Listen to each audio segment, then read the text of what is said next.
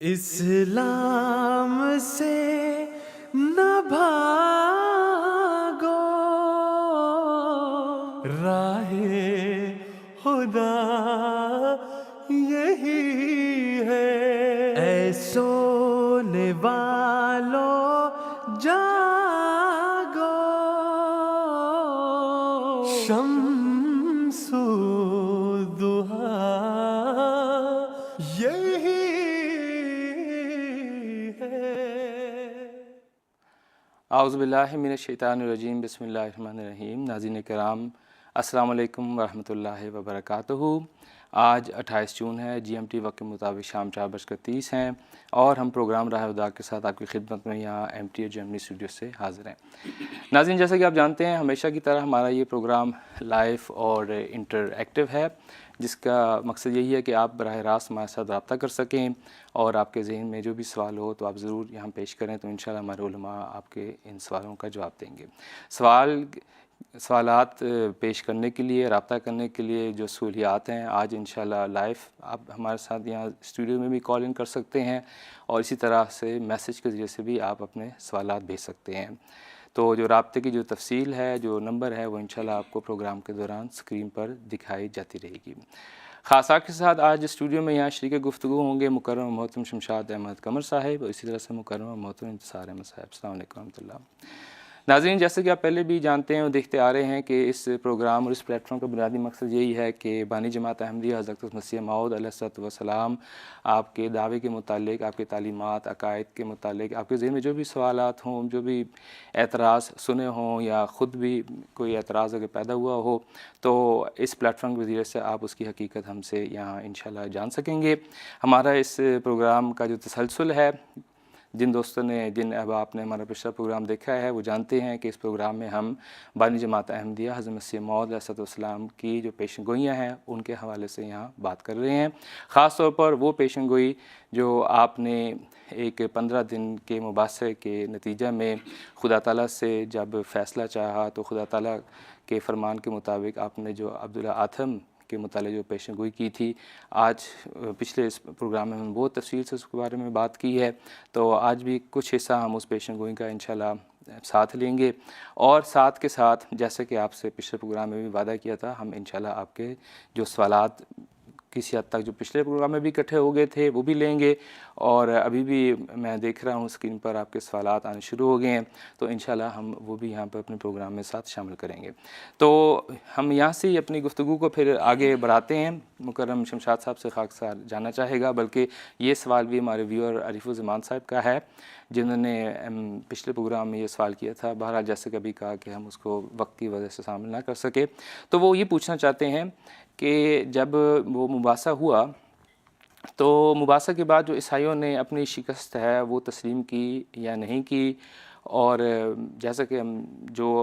ان حالات سے واقف ہیں، کچھ پچھلے پروگرام میں بھی اثر ہوا، اس بارے میں ذکر ہوا تھا کہ جو عیسائی تھے انہوں نے کچھ اندھے، لولے لنگڑے وغیرہ پیش کیے، تو ان کا پھر کیا بنا، وہ کیا نتیجہ نکلا، اس کے بارے میں آپ برائے کرم بتا دیں۔ اعوذ باللہ من الشیطان الرجیم، بسم اللہ الرحمن الرحیم۔ کہ عرض یہ ہے کہ جہاں تک شکست تسلیم کرنے یا نہ کرنے کا تعلق ہے، اب اس طرح کوئی بھی شکست تسلیم نہیں کیا کرتا کہ وہ اعلان کر دیں کہ ہاں جی ہم ہار گئے ہیں، اور وہ دوسروں کو مبارکبادیں دے رہا ہو ایک فریق، ایسی بات نہیں ہوا کرتی۔ ظاہر ہے دونوں فریق نے اپنے اپنے جو دلائل تھے وہ دیے، اور دلائل ان کے اپنے اپنے پرچوں میں شائع بھی ہوتے رہے۔ جماعت احمدیہ کے جو اس وقت اخبارات تھے، جو بھی بحث ہوتی تھی دونوں جانب سے، وہ بحث منوان ان اخبارات میں شائع ہوتی رہی، اور جو عیسائیوں کا پرچہ تھا اس وقت نور افشاں، تو وہی بحث ان کے پرچے میں بھی شائع ہوتی رہی ہے۔ وہ جیسے جیسے بحث چلتی رہی ویسے ویسے ان میں وہ شائع ہوتی رہی، لیکن جب یہ بحث ختم ہو گئی تو اس کے بعد عیسائیوں کی طرف سے یہ آج تک پھر دوبارہ شائع نہیں کیا گیا۔ اچھا، ٹھیک۔ دیکھیں آج اس مباحثے کو یہ 1893 میں ہوا تھا، 2025 آ گیا ہے، کتنے سال ہو گئے ہیں۔ اس عرصے کے دوران عیسائیوں نے دوبارہ اس کو شائع کرنے کی جرت نہیں کی، جبکہ جماعت احمدیہ کی طرف سے یہ باقاعدہ حضرت مسیح علیہ السلام کی کتب میں روحانی خزائن کے اندر شامل ہے اور مسلسل یہ شائع کیا جا رہا ہے۔ تو یہاں سے آپ اندازہ لگا سکتے ہیں کہ کن کو اس بات کا خدشہ ہے کہ یہ تحریر منظر عام پہ نہ آئے، اور کون اس بات کا علل اعلان اظہار کر رہے ہیں کہ یہ بحث تھی جس کا دل چاہے پڑھے، پڑھنے کے بعد وہ خود فیصلہ کر لے کہ کس کی جیت ہوئی ہے کس کی ہار ہوئی ہے۔ ایک حقیقت ہے، حقیقت کو تو جھٹلایا نہیں جا سکتا۔ رہی یہ بات کہ انہوں نے اس بحث کے دوران اندھے، لولے، لنگڑے وغیرہ 3-4 افراد وہاں لے کے آئے اور یہ مطالبہ کیا کہ جی اگر آپ مسیح ہونے کا دعویٰ کرتے ہیں تو ان کو ٹھیک کر دیں تو ہم مانیں گے۔ تو اس پہ حضرت مسیح موعود علیہ الصلوۃ والسلام نے یہ ارشاد فرمایا تھا کہ دیکھیں یہ تو ہمارا تو دعویٰ ہی نہیں کہ حضرت عیسیٰ علیہ السلام یہ کرتے تھے، بالکل ٹھیک ہے، ہمارا تو یہ دعویٰ ہے کہ ان کی دعا سے ضرور اچھے ہوتے تھے۔ دوسری بات یہ ہے کہ اس کو کہتے ہیں اقتداری معجزہ۔ اقتدار کا مطلب کہ کسی چیز کے، کسی کام کے کرنے پر کوئی انسان قادر ہو۔ ہمارا یہ دعویٰ ہی نہیں ہے، نہ قرآن کریم کا یہ دعویٰ ہے، نہ حضور صلی اللہ علیہ وسلم کا یہ دعویٰ تھا، نہ حضرت مسیح علیہ السلام کا یہ دعویٰ ہے کہ حضرت مسیح علیہ السلام کسی کام کے کرنے پر قادر تھے۔ کسی نبی کو بھی یہ دعویٰ نہیں رہا۔ ہمیشہ ہر نبی یہی اعلان کرتا آیا ہے کہ قادر اللہ تعالیٰ کی ذات ہے، وہ نشان خود جو چاہے وہ ظاہر کر دے، اس سے مطالبہ نہیں کیا جا سکتا۔ یہ کوئی نہیں کہہ سکتا کہ جو آپ مطالبہ کریں گے میں پورا کر دوں گا، یہ تو کبھی کوئی نبی نہیں کیا کرتا۔ تو اصل مسئلہ یہ تھا کہ وہ جب یہ لے کے آئے تو حضرت مسیح موعود علیہ الصلوۃ والسلام میں دیکھیں 2 دینوں کے درمیان یہ مباحثہ ہو رہا تھا۔ عیسائی آئے تھے عیسائیت کی صداقت ثابت کرنے کے لیے، انجیل کو خدا کا کلام ثابت کرنے کے لیے، اور مسیح کو خدا کا بیٹا ثابت کرنے کے لیے۔ حضرت مسیح موعود علیہ الصلوۃ والسلام تشریف لے گئے تھے قرآن کریم کو زندہ کتاب اور اسلام کو زندہ دین ثابت کرنے کے لیے۔ اب کون سی کتاب زندہ ہے یہ اس کتاب کی تعلیم کے اندر سے ثابت ہوگا کہ جو تعلیم اس وقت حضرت عیسیٰ علیہ السلام نے دی تھی یا انجیل جو تھی، کیا اس انجیل کی برکات اور ثمرات آج عیسائیوں کے اندر موجود ہیں؟ تو ثابت ہوگا وہ زندہ ہے۔ اور حضرت مسیح علیہ السلام پابند تھے اس بات کے کہ جو قرآن کریم کے اندر تعلیم ہے، جو مومنوں کی نشانیاں قرآن کریم میں بیان کی گئی ہیں، وہ حضرت مسیح علیہ السلام کے اندر پائی جاتی ہیں یا نہیں پائی جاتی، وہ قرآن کی تعلیم سے ثابت کرنا تھا۔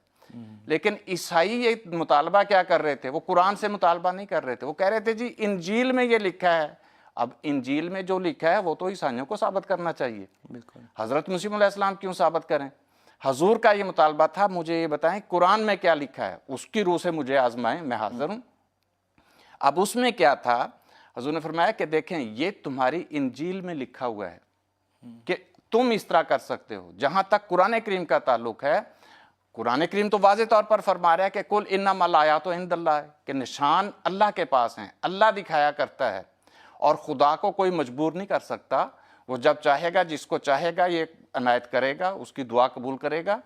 ہاں اگر دعا میں مقابلہ کرنا ہے تو فرمایا آئیں میرے ساتھ مقابلہ کر سکتے ہیں، اور یہ ایک دفعہ نہیں، متعدد کتب میں حضرت مسیح موعود علیہ الصلوۃ والسلام نے عیسائیوں کو بھی چیلنج کیا ہے، دوسرے مذہب والوں کو بھی چیلنج کیا ہے کہ بھئی آئیں کوئی مریض لے لیں آپ، جو طریقہ ہے، جو قرآن کا طریقہ ہے۔ قرآن میں کیا فرمایا؟ ادعونی استجب لکم، کہ دعا کرو میں تمہاری دعا کو قبول کروں گا۔ حضور نے فرمایا کہ میں اس کے لیے حاضر ہوں، کوئی بھی مریض لے لیں، قرآن اندازی سے ان کے 2 حصے کریں، کچھ مریض آپ کے حصے میں آ جائیں، کچھ میرے حصے میں آ جائیں، آپ اپنے مسیح سے ان کی شفا یابی کے لیے دعا کریں، اور میں اپنے خدا سے جو میرے حصے میں مریض آئیں گے ان کی شفا یابی کے لیے دعا کروں گا۔ پھر دیکھتے ہیں کس کی دعا قبول ہوتی ہے۔ اس کام کی طرف وہ آ نہیں رہے تھے، اور حضرت مسیح علیہ السلام نے فرمایا کہ جہاں تک ان کا تعلق ہے جو تم لے کے آئے ہو، یہ ہمارا ایمان نہیں ہے کہ حضرت عیسیٰ علیہ السلام اس طرح ان کو درست کرتے تھے۔ ہاں ہمارا ایمان یہ ہے کہ حضرت عیسیٰ علیہ السلام دعا سے کرتے تھے، دعا کے مقابلے کے لیے میں حاضر ہوں۔ رہی یہ بات کہ ان کو ٹھیک کرنا، یہ تمہارا عقیدہ ہے، اور یہ ایک ایسا عقیدہ تھا جو واقعتاً بائبل کے اندر لکھا ہوا موجود ہے۔ حضرت مسیح علیہ السلام نے فرمایا کہ تمہاری نشانیاں لکھی ہیں، اور اگر بائبل زندہ کتاب ہے اور مسیح آپ کے خیال میں خدا کا بیٹا اور خدا ہے، اور وہ آپ کی دعائیں سنتا ہے، تو آپ ٹھیک کر کے دکھائیں، کیونکہ آپ کی نشانیاں ہیں۔ اور وہ بائبل کے اندر صاف طور پر لکھا ہے کہ اور ایمان لانے والوں کے درمیان یہ معجزے ہوں گے، یعنی جو مسیح پر ایمان لائیں گے ان میں معجزے ہوں گے۔ کیا معجزے ہوں گے؟ فرمایا وہ میرے نام سے بدروحوں کو نکالیں گے، نئی نئی زبانیں بولیں گے، سانپوں کو اٹھا لیں گے اور کوئی ہلاک کرنے والی چیز پئیں گے تو انہیں کچھ ضرر نہ ہوگا، یعنی زہر بھی پئیں گے تو زہر ان کے اوپر اثر نہیں کرے گا، وہ بیماروں پر ہاتھ رکھیں گے تو اچھے ہو جائیں گے۔ یہ بائبل کا بیان ہے، حضرت عیسیٰ علیہ السلام کا بیان ہے کہ جو ایمان لائے گا وہ بیماروں پر ہاتھ رکھے گا وہ بھی ٹھیک ہو جائے گا۔ تو یہ حضور نے فرمایا کہ تم لے آئے ہو، اچھا کیا تم نے، یہ تو ہمیں لانے چاہیے تھے، خود لے آئے ہو۔ اور دوسرا حضور نے پھر ایک اور حوالہ بیان فرمایا کہ حضرت عیسیٰ علیہ السلام خود بائبل میں فرماتے ہیں اگر تم میں رائی کے دانے کے برابر بھی ایمان ہوگا تو اس پہاڑ سے کہو گے کہ یہاں سے سرک کر وہاں چلا جا اور وہ چلا جائے گا، اور کوئی بات تمہارے لیے ناممکن نہ ہوگی۔ فرمایا کہ یہ تمہاری تعلیم ہے، بائبل کی تعلیم ہے، یہ تم نے ثابت کرنی ہے۔ اب لے آئے ہو، بسم اللہ، اب لاؤ ان کو ٹھیک کرو۔ تو ہاں جہاں تک میرا تعلق ہے، فرمایا جو قرآن کریم کے اندر لکھا ہے وہ میں ظاہر کرنے کے لیے تیار ہوں، اس میں آنا ہے، بسم اللہ قرآن اندازی کریں، جو میرے حصے میں آئیں گے میں اپنے خدا سے دعا کروں گا، آپ اپنے لیے دعا کریں اپنے مسیح سے، دیکھتے ہیں کس کے ٹھیک ہوتے ہیں۔ یہ طریقہ تھا ان کو جھوٹا کرنے کا۔ اور اس میں جو حضرت مسیح علیہ السلام نے چیلنج پیش کیا وہ کوئی ایسا چیلنج نہیں جس کو دنیا کہہ سکے کہ نہیں جی نہیں اس میں کوئی دو دپا ہو سکتا ہے، دعا کرنی ہے نا، بالکل۔ تو دعا کی طرف وہ نہیں آتے تھے، وہ چاہتے تھے اقتداری معجزہ یعنی قادر ہونا، یہ اس طرح کے معجزات اللہ تعالیٰ نہیں دکھایا کرتا۔ اللہ تعالیٰ پابند نہیں ہے، ہم پابند ہیں خدا تعالیٰ کے احکامات کے، خدا تعالیٰ ہمارے احکامات کا یا کافروں کے احکامات کا پابند نہیں ہے کہ وہ جو مطالبہ کریں اللہ پورا کرتے رہے، ایسے نہیں کیا کرتا اللہ تعالیٰ۔ نہیں جی، جزاک اللہ، بالکل درست فرمایا۔ بلکہ شمشاد صاحب جیسے ہم جانتے ہیں حضرت مسیح السلام کا جو طرز تھا مباحثات کا، یہ بھی ایک طریقہ ہے کہ بندے حق تک صحیح طریقے سے پہنچ سکے، کہ ہر ایک فریق کو اپنے ہی دین، اپنی کتاب، اپنے مسلمات کے مطابق اپنے دعویٰ پیش کرے اور اس کے مطابق وہ جواب دے۔ تو آپ نے بالکل درست فرمایا۔ یہاں پر میں چاہوں گا کہ ہم اس بحث کو تھوڑا سا اس ٹاپک کو تھوڑا سا آگے بڑھا لیں، کیونکہ سوشل میڈیا پر بھی اس حوالے سے ہم نے دیکھا ہے کافی بات ہوتی ہے، اور یہ اعتراض بھی کیا جاتا ہے کہ ٹھیک ہے سب کچھ جو بھی آپ نے فرمایا مرزا صاحب کے حوالے سے کہ یہ طریقہ اور یہ قرآن مجید کی تعلیم کے مطابق آپ نے جو طریقہ طرز طریقہ اختیار کیا ہوا تھا اسی طرف آپ لا رہے تھے، لیکن بعض لوگ اعتراض کے حوالے سے یہ بھی کہہ دیتے ہیں کہ ٹھیک ہے چلیں ایک موجہ ہی مانگا تھا مرزا صاحب سے تو وہ موجہ دکھا دیتے تو اس میں کیا بات تھی، تو اس طرح سے وہ کوئی مسئلہ تو نہیں تھا، نبی تھے تو موجہ دکھا دیتے۔ اگر یہ بات ہے کہ جی وہ آ گئے تھے تو معجزہ دکھا دیتے تو کیا حرج تھا، تو پھر مرزا صاحب پہ کیوں، پھر باقی انبیاء کے بارے میں کیوں نہیں دیکھتے؟ قرآن کریم پڑھیں، بائبل پڑھیں، کیا یہ باتیں باقی انبیاء سے بھی یہ مطالبے کیے گئے تھے؟ اور اگر کیے گئے تھے تو کیا انہوں نے مطالبے پورے کیے تھے؟ اگر انہوں نے پورے نہیں کیے تو حضرت مسیح علیہ السلام کو کیوں پابند کرتے ہیں کہ کیوں نہیں دکھایا آپ نے؟ دیکھیں حضرت موسیٰ علیہ السلام سے بھی مطالبہ کیا گیا تھا کہ ارن اللہ جہرتاً،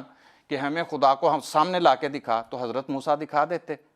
لیکن وہاں کیا فرمایا فَأَخَذَتْكُمُ الصَّاعِقَةُ وَأَنْتُمْ تَنظُرُونَ، تم دیکھ رہے تھے تمہیں بجلی نے، اللہ یہ اس طرح کا مطالبہ کیا، خدا تعالیٰ نے بجلیاں گرائیں ان کے اوپر۔ اور پھر حضرت عیسیٰ علیہ السلام کے بارے میں بھی ہے کہ حضرت عیسیٰ علیہ السلام سے بھی کافروں نے نشان مانگا، حضرت عیسیٰ علیہ السلام فرماتے ہیں کہ انہیں کوئی نشان نہیں دیا جائے گا یونا نبی کے نشان کے سوا، بلکہ ان کو تو سخت الفاظ استعمال کیے کہ اس زمانے کے برے اور زناکار اور حرام کار لوگ مجھ سے نشان طلب کرتے ہیں، کوئی نشان ان کو نہیں دیا جائے گا۔ حضرت عیسیٰ علیہ السلام نے بھی انکار کیا۔ اور پھر حضرت عیسیٰ علیہ السلام کو جب صلیب پر لٹکایا گیا تو بائبل کہتی ہے کہ اس وقت بھی وہ کافر تانے مار رہے تھے کہ اگر تو خدا کا بیٹا ہے، خدا ہے، تو اپنے آپ کو صلیب سے اتار کے دکھا۔ اور اس وقت کے جو فریحی اور فریسی تھے وہ تانے مار رہے تھے کہ اپنے آپ کو تم یہودیوں کا بادشاہ کہتے ہو، تو بادشاہ اس طرح پھانسی پہ لٹکتے ہیں، اپنے آپ کو اتار کے کیوں نہیں دکھاتا؟ بلکہ آپ کے ساتھ جو دو چور تھے جو اور دو اور لوگ صلیب دیے گئے تھے، وہ صلیب پہ لٹکے ہوئے بھی حضرت عیسیٰ علیہ السلام کو تانے مار رہے تھے کہ آپ اپنے آپ کو کیوں نہیں اتار سکتے؟ تو حضرت عیسیٰ علیہ السلام نے بھی اس وقت نہیں دکھایا، تو کیا ان کے اوپر بھی اعتراض آئے گا؟ بلکہ اور چھوڑیں، قرآن کریم تو یہ بیان فرما رہا ہے کہ کافروں نے حضرت اقدس محمد مصطفیٰ صلی اللہ علیہ وسلم سے مطالبہ کیا تھا کہ تیرا اچھا یہ بتائیں کہ سونے کا گھر ہو جائے، یہ کر کے دکھاؤ، وہ کر کے دکھاؤ، یا کہتے ہیں کہ قرآن کریم میں اللہ فرماتا ہے، یہ کہتے ہیں کہ اوتر کا فی السماء، آسمان پر چڑھ کے دکھا، اور چڑھ بھی جائے وَلَن نُؤْمِنَ لِرُقِيِّكَ حَتَّى تُنَزِّلَ عَلَيْنَا كِتَابًا، کہ تو آسمان پر ہمارے سامنے چڑھ بھی جائے تب بھی ایمان نہیں لیں گے جب تک آسمان سے ہمارے سامنے کتاب لا کے نہ دکھا۔ تو کیا حضور نے یہ دکھا دیا تھا، بلکہ کیا جواب دیا؟ فرمایا قل، تو ان کو کہہ دے سبحان ربی حل کنت الا بشر رسولا، میرا رب پاک ہے، ہم بشر ہیں، وہ خدا ہے، خدا خود چاہے گا تو دکھا دے گا، نہیں تو وہ تمہارے مطالبوں کا پابند نہیں ہے۔ تو یہ حضرت موسیٰ علیہ السلام کی مثال کیا بتا رہی ہے؟ حضرت عیسیٰ علیہ السلام کی مثال کیا بتا رہی ہے؟ قرآن کریم میں حضور صلی اللہ علیہ وسلم کی مثال کیا بتا رہی ہے؟ یہی کہ انبیاء سے اس طرح معجزات طلب کرنا، مطالبے کرنا کریں گے، وہ تو تمسخر کے لیے آئے ہوتے ہیں، وہ معجزات دکھانے کے لیے نہیں آئے ہوتے، اور جو حقیقتاً معجزات دکھانے کے لیے آئے ہوتے ہیں وہ مان بھی جاتے ہیں۔ صاف دل کو کثرت اعجاز کی حاجت نہیں، ایک نشاں کافی ہے اگر دل میں ہو خوف کردگار، اور جن کے دل میں خوف کردگار نہیں ہوتا ان کے متعلق اللہ فرماتا ہے کہ انما الآیات عند اللہ ہے، کہ اللہ کے پاس نشانات تو ہیں، یہ نہیں کہ نشان نہیں ہیں۔ ما یشعرکم، تمہیں کیا چیز شعور بخشے اس بات کا، کیا چیز سمجھائے، انہا اذا جاءت لا یؤمنون، کہ جب آئیں گے پھر بھی انہوں نے ماننا نہیں ہے۔ تو پھر یہ چیز ہے، اللہ تعالیٰ پابند نہیں ہے ایسے لوگوں کو کہ وہ جو مطالبہ کریں اسی طرح کرتے، وہ تو تماشا بنائے رکھیں گے اس طرح۔ خدا تعالیٰ اس طرح نہیں کیا کرتا، اس لیے حضرت مسیح علیہ السلام نے بھی ان کی بات کو اس طرح تسلیم نہیں کیا۔ نہیں، جزاک اللہ، بہت واضح ہے۔ بلکہ حضرت السلام یہ فرماتے ہیں، ہم دیکھتے ہیں کہ کوئی ایسا اعتراض نہیں جو مجھ پہ کرتے ہیں وہ گزشتہ انبیاء پر نہیں کیا گیا۔ تو آپ نے بڑی سی مثالیں دی ہیں شمشاد صاحب، جزاک اللہ، شکریہ۔ ہم یہیں اسی ٹاپک یعنی پیشن گوئی کے حوالے سے ایک سوال اور ڈسکس کر لیتے ہیں انصار صاحب، اس کے بعد پھر ہم ہمارے ویوز کے سوالات کی طرف جائیں گے۔ بلکہ یہ والا سوال بھی ہمارے ایک غیر جماعت دوست کا ہے، انہوں نے اپنا نام نہیں بتایا، تو وہ یہ جاننا چاہتے ہیں کہ ہم نے پچھلے پروگرام میں اس کا ذکر کیا تھا کہ حضرت صلی اللہ علیہ وسلم نے جو فرمایا کہ وہ جو فریق جو عمدن حق کو چھپا رہا ہے، جھوٹ بول رہا ہے اور خدا کا انکار کر رہا ہے اس طرح سے، بہرحال اس کے لیے انذاری پیشن گوئی تھی کہ وہ 15 ماہ کے اندر حاویہ میں گرایا جائے گا، ٹھیک ہے۔ تو اس کے بارے میں بڑی تفصیل سے بات کی آپ نے بھی، مکرم شمشاد صاحب نے بھی۔ تو اس 15 ماہ میں جو کیفیت تھی آپ نے اس کے بارے میں بھی بتایا۔ آدم جو تھا وہ ڈرتا رہا، وہ خوف زدہ تھا، وہ خاموش تھا، بلکہ اس نے کئی نظارے بھی دیکھے اور کہا کہ فلاں فلاں میرے خلاف یہ لوگ ہیں، یا سام بھی ہیں، یہ بھی ہے۔ تو وہ یہ اعتراض یہ ہے اصل میں کہ گویا اب مرزا صاحب نے جہاں یہ پیشن گوئی کی کہ آدم جو ہے وہ حاویہ میں گرایا جائے گا، وہاں پہ دیکھیں دوسری طرف وہ پھر وہ منصوبہ بندی بھی کرنے لگے کہ انہوں نے پھر اپنی اس پیشن گوئی کو پورا کرنے کے لیے پھر بندے بھیجنے شروع کر دیے، ڈرانے یعنی قتل کرنے کے لیے، حاویہ میں یعنی مراد تو یہ تھا نا ہلاک کیا جائے گا۔ تو ہم کہتے ہیں کہ ایسے نہیں ہے، تو خدا تعالیٰ کی پیشن گوئی تھی۔ تو اس کا آپ کیا جواب دیں گے؟ ہم کیا جواب دے سکتے ہیں کہ کوئی بندہ نہیں بھیجے تو بالکل سراسر غلط ہے؟ اعوذ باللہ من الشیطان الرجیم، بسم اللہ الرحمن الرحیم۔ دیکھیں طارق صاحب، بات یہ ہے کہ حضرت مسیح موعود علیہ الصلوۃ والسلام نے جب یہ پیش گوئی فرمائی ہے کہ اگر اس نے حق کی طرف رجوع نہیں کیا تو 15 ماہ کے اندر حاویہ میں گرایا جائے گا، اس تمام عرصے کے دوران تو وہ خاموش رہا ہے، اور حضرت بانی جماعت علیہ الصلوۃ والسلام کی پیش گوئی کے مطابق حضرت اقدس محمد مصطفیٰ صلی اللہ علیہ وسلم کے خلاف کسی قسم کی بات زبانی بھی نہیں کی جو اس سے پہلے وہ کیا کرتا تھا۔ اب یہ پیش گوئی کا ہی اثر تھا کہ یہ 15 ماہ کے عرصہ میں تو وہ خاموش رہا ہے، بلکہ اس کی جو سراسیمگی کی حالت تھی اور اس کی جو بدحواسی تھی وہ تو ایک مکان سے دوسری جگہ سے تیسری جگہ اپنی جگہ بدلتا رہا ہے۔ اور یہاں پہ ہم نے یہ واضح کیا تھا کہ یہ تو پیشن گوئی یہاں ہی پوری ہو رہی ہے۔ بالکل، ہاں جی بالکل۔ اور جب یہ 15 ماہ کے اندر اپنے اس رجوع کی وجہ سے حاویہ میں جو ایک بصورت موت ہونی تھی اس میں نہیں گرایا گیا، تو تب جب مخالفین نے شور کیا ہے تو اس پر اس نے یہ بہانہ بنایا کہ مجھ پر پیش گوئی کا اثر تو ہوا تھا لیکن وہ صداقت کی وجہ سے نہیں تھا، بلکہ مجھے یہ ڈر تھا کہ کہیں مجھے قتل نہ کروا دیا جائے۔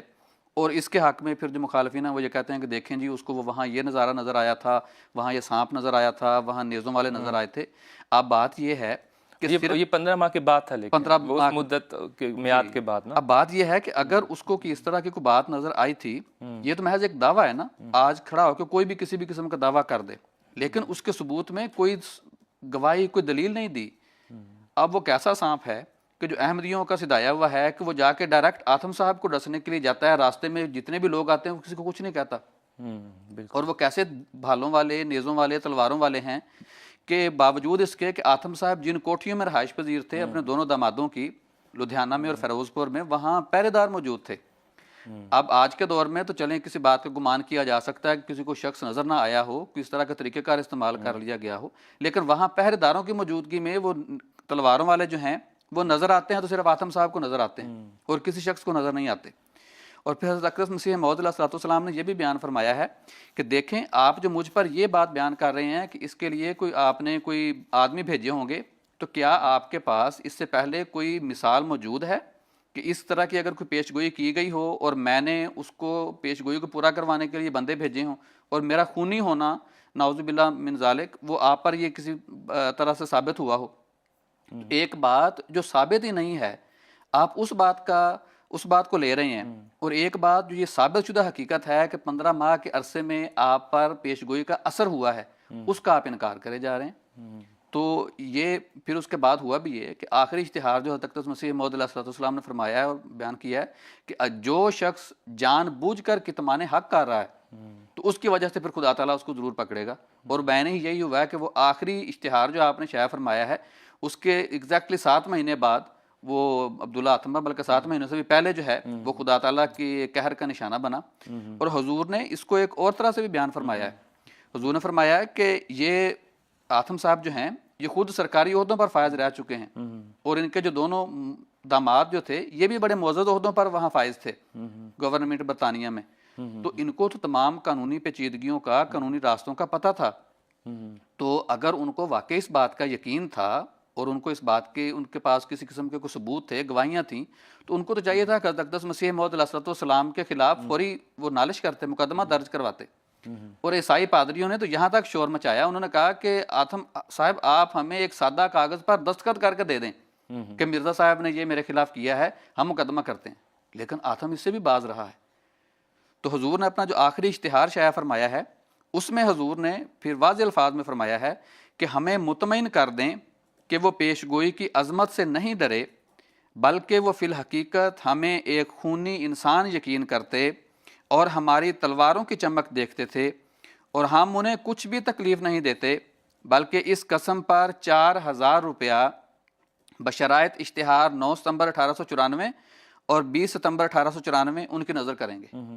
یعنی کہ واضح طور پر حضور باقاعدہ چیلنج دے رہے ہیں، ایک کے بعد دوسرا، دوسرے کے بعد تیسرا اشتہار دیے چلے جا رہے ہیں کہ اگر تم پر اس پیش گوئی کا اثر نہیں ہوا تو یہ قسم کھا جاؤ، اور قسم کھانے کے نتیجے میں نہ صرف تمہیں انعام ملے گا، پھر دیکھتے ہیں کہ حق اور باطل کا فیصلہ ہوتا ہے کہ نہیں۔ تو یہ محض ایک دعویٰ ہے جس کا ثبوت میں کسی قسم کی کوئی دلیل پیش نہیں ہے، کسی قسم کی کوئی گواہی نہیں ہے، اور اپنے آپ کو اس توبہ کو، رجوع اللہ کو چھپانے کے لیے یہ ایک طریقہ اختیار کیا گیا تھا جو آخر پر بالکل کام نہیں آیا اور خدا تعالیٰ کے قہر کا نشانہ بنا۔ نہیں بالکل، جزاک اللہ، آپ نے بہت اچھا فرمایا۔ حضرت مسیح السلام تو اس طرح سے اتمام حجت کرتے ہیں کہ وہ بار بار جو پھر قسم کے لیے بلا رہے ہیں، جو چیز تم چھپا رہے ہو تو پھر آؤ قسم کھاؤ تو پھر ثابت ہو جائے، اور وہ بار بار اس بہانے میں ہے کہ نہیں ہم نے قسم نہیں کھانی۔ وہ تو اچھا خاصا ڈر گیا تھا، وہ تو اس میں باز آ گیا تھا، بلکہ عیسائی پادری تو شور مچا رہے تھے کہ ہم تمہارے ساتھ ہیں۔ تو ہم نے تو اس پیش گوئی کو کئی رنگوں میں ایک بڑا الہی نشان کے طور پر ہم نے دیکھا، جہاں پہ وہ شرطیہ تھی وہاں پہ ہم نے دیکھا شرط کے مطابق پیش گوئی پوری ہوئی، بعد میں پھر وہ دوسری جو مرتبہ پھر آپ نے جب بلایا اور وہاں پہ شرط آخر میں تو شرط بھی ختم کر دی، تو خدا تعالیٰ کی وہ کا قہر کا نشانہ وہ بنا۔ تو یہ تو ان پیشن گوئیوں میں سے ہزارہ ایسی پیشن گوئیاں ہیں جو حضرت مسیح موعود علیہ السلام نے فرمائی، اللہ تعالیٰ سے علم پا کر بتائیں، اور یہ ناظرین یہ تو خدا تعالیٰ کے انبیاء کا خاصہ ہے کہ جنہیں خدا تعالیٰ ان کی صداقت کے نشان کے لیے ایک خاص علم غیب بھی عطا کرتا ہے اور بڑی بکثرت سے عطا کرتا ہے۔ اور حضرت مسیح موعود علیہ السلام کی زندگی میں ہم دیکھتے ہیں کہ شروع سے ہی 1880 میں جب براہین احمدیہ شائع ہونا شروع ہوئی تو وہ بھی پیشن گوئیوں سے بھری ہوئی تھی، سب عام مسلمان سب، تب تو کوئی دعویٰ بھی آپ کا نہیں تھا، وہ خود اس بات کی تصدیق کرتے ہوئے دکھائی دیتے ہیں، جیسے پچھلے پروگرام میں شمشاد صاحب نے بھی اس کا ذکر کیا تھا۔ تو اب یہاں پہ ہم اپنے ناظرین کے سوالات کی طرف آگے بڑھتے ہیں، تو خاکسار کوشش کرے گا کچھ سوالات جو ابھی تازہ آ رہے ہیں ان کو لے، اور کچھ سوالات جو پچھلے پروگرام کے ہم ان کو لیں۔ بلکہ ایک سوال جو ابھی تازہ آیا ہے یہ شبیر علی صاحب کا ہے پاکستان سے، تو وہیں سے ہم شروع کر لیتے ہیں۔ شمشاد صاحب آپ سے میں درخواست کروں گا، شبیر علی صاحب کہتے ہیں کہ رسول کریم صلی اللہ علیہ وسلم کے خاتم النبیین ہونے کے بعد جو لکھتے ہیں کہ ان کے نزدیک جس کے معنی ہیں آخری نبی، تو بہرحال امام مہدی کے نبی اللہ ہونے کا کن احادیث میں تذکرہ ہے؟ یہ شبیر علی صاحب ہیں پاکستان سے، وہ جاننا چاہتے ہیں۔ دیکھیں جی، عرض یہ ہے کہ اصل مسئلہ یہاں سے پیدا ہوتا ہے جب وہ خاتم النبیین کے معنی غلط کرتے ہیں۔ خاتم النبیین کا جو حقیقی مفہوم ہے اس کی بیک گراؤنڈ کو سمجھتے نہیں ہیں لوگ۔ اب چونکہ ایک عقیدہ مشہور ہو گیا ہے، اس عقیدے کے اوپر بنیاد رکھ کے قرآن کریم کے معنی کیے جاتے ہیں، قرآن کریم کے مطابق اپنے عقیدے کو تبدیل نہیں کیا جاتا۔ اصل پرابلم یہ ہے۔ اب ایک تو یہ ذہن میں رکھنا چاہیے کہ امام مہدی علیہ السلام کے بارے میں حضور صلی اللہ علیہ وسلم نے جو بیان فرمایا ہے کہ وہ آئے گا، اصل میں مسیح موعود کی پیش گوئی ہے۔ اسی مسیح کو مہدی بھی قرار دیا گیا ہے کہ اس دور میں جب دنیا میں تباہی بربادی نظر آ رہی ہوگی، اخلاقی لحاظ سے ادبار میں چلی جائے گی اور اخلاقی انحطاط اور زوال پیدا ہو جائے گا، اس وقت لل مہدی الا عیسیٰ، حضرت عیسیٰ کے سوا اور کوئی مہدی نہیں ہوگا، یعنی خدا کی طرف سے جو مسیح آئے گا وہی خدا کی طرف سے مہدی بھی ہوگا۔ تو وہ آنے والا مسیح، اور اس آنے والے مسیح کو مسلم کتاب الفتن میں باب ذکر الدجال کے اندر 4 مرتبہ نبی اللہ نبی اللہ نبی اللہ نبی اللہ کہہ کے پکارا گیا ہے۔ تو مطلب یہ ہوا کہ آنے والا جو مسیح موعود ہے وہی دراصل امام مہدی ہے، احادیث کے مطابق اسی کو مسیح موعود قرار دیا گیا ہے اور اس کو نبی بھی قرار دیا گیا ہے۔ اب رہا یہ سوال کہ آنے والا مسیح نبی ہے اور وہی مہدی بھی ہے،